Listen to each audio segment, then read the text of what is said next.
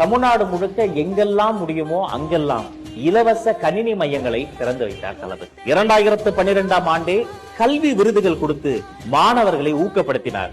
ஏழை மாணவர்களுக்காக ஓசூரில் இலவச பள்ளிக்கூடத்தை திறந்து வைத்தார் தளபதி. அந்த காலகட்டத்தில் எத்தனையோ ஏழை பெண்களுக்கு அன்னை இருக்க வேண்டிய இடத்தில் அண்ணனாக அவர் இருந்து 51 சீர்வரிசைகள் தந்து பற்பல ஊர்களில் எத்தனையோ இலவச திருமணங்களை நடத்தி வைத்த தலைவர் தான் நம்முடைய தளபதி. சென்னை அரசு மருத்துவமனையில் ஒவ்வொரு வருஷமும் அவர் பிறந்த நாள் அன்று பிறக்கின்ற குழந்தைகளுக்கு தங்க மோதிரத்தை பரிசாக தருவார் தளபதி.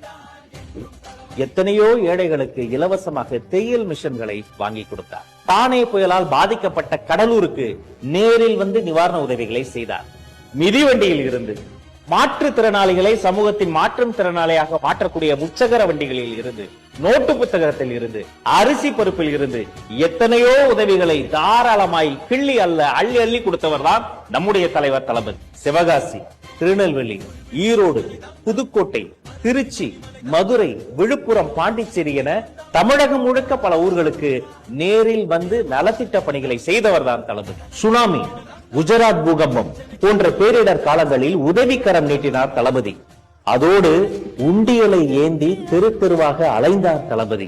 அதை பார்த்து லட்சக்கணக்கான ரசிகர்களும் களத்தில் இறங்கினார்கள். களத்தில் இறங்கி உதவி செய்வது தளபதியின் DNA-விலேயே இருக்கிறது.